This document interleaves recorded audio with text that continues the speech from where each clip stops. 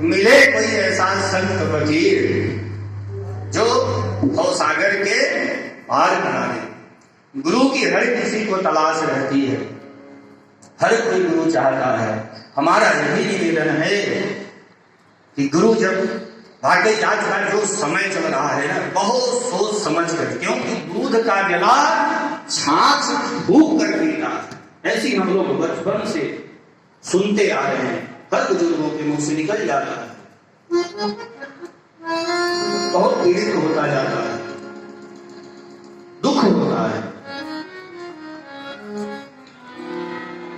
जब आपको यही करना था, एक कन्या का हाथ पकड़ के विवाह कर देते, ऐसे कुकर्म करने से अच्छा समाज को क्या सीख दे रहे हैं।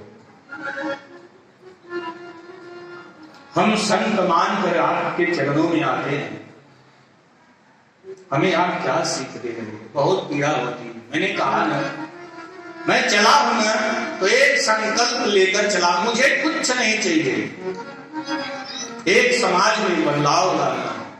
बोले सियावर रामचंद्र भगवान की जय। समाज में एक नई ऐसी क्रांति जागृत करनी है कि हमारे जवान भाई बहनों को कोई अगर कुदृष्टि से देखे, वो देखते ही भस्म हो जाएगा। ऐसी ज्वाला पैदा करने वाली युवा भाई बहनों में हमें बहुत पीड़ा होती है। कितना कहूंगा, क्योंकि समय भी ज्यादा हो रहा है। आगे बढ़ते हैं, फिर कभी प्रसंग में उठेगा तो चर्चा करेंगे। तो गुरु की प्रशंसा की है बाबा गोस्वामी तुलसीदास जी ने, किसी को नहीं छोड़ा है। आगे संतों की महिमा गाई है। साधु चरित शुभ चरित कपासु नीरस विशद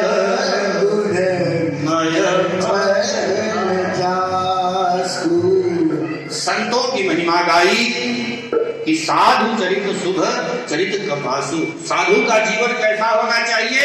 कपास की तरह। कपास आप समझते होंगे, शायद आप यहाँ पे खेती भी कपास की होती है, ऐसा सुना है कि राजस्थान में एमपी में कपास की खेती होती है। तो कपास जैसा जीवन किसका होना चाहिए? संत का। बड़ा गोस्वामी तुलसीदास इतना घुसे हैं ना, अंतःकरण से जो आज निकली है वही रचना करते चले गए। संत का जीवन कैसा होना चाहिए? एक कपास की भांति। कपास क्या करता है?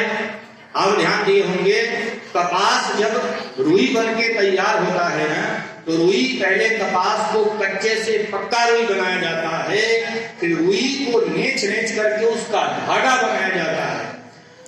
धागा बना करके उसका वस्त्र तैयार किया जाता है। वस्त्र तैयार करने के बाद भी मार्केट में जाता है। हम मार्केट से खरीद करके उसको दर्जी की दुकान पर ले जाते हैं। दर्जी क्या करता है? उसको कैंची से काटता है।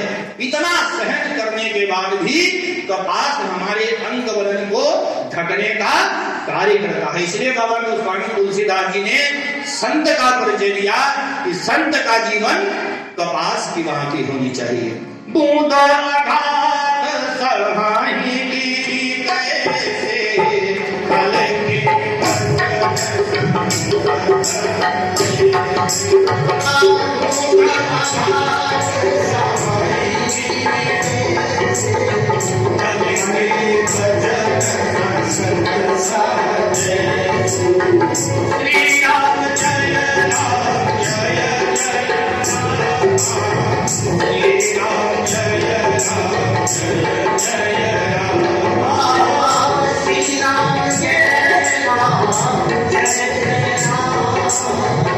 Please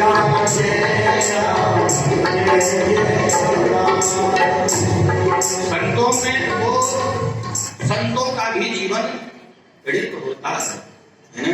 बहुत जो संत थे ना, अभी मैं बताया मौनी बाबा को देखकर आश्रम में आया, कल्प कल्पांतर के संत रहे, बहुत कष्ट से रहते हैं। कष्ट क्यों? समाज की पीड़ा दूर हो जाए इसलिए। तितिक्षवः संत का जीवन कैसा होना चाहिए? तितिक्षवः कारुणिकः सुहृदः सर्वदेहिनः अजात शत्रवः शान्तः साधवः साधुभूषणः। तितिक्षावान होना चाहिए, करुणावान होना चाहिए, अजात शत्रु, कोई संत का शत्रु भी नहीं होना चाहिए, ऐसा एक संत का जीवन होना चाहिए और समाज को एक नई दिशा प्रदान करे, ऐसा संतों का महिमा बताई है। फिर कभी आएगी, अभी हम आगे बढ़ते हैं। फिर परोपकार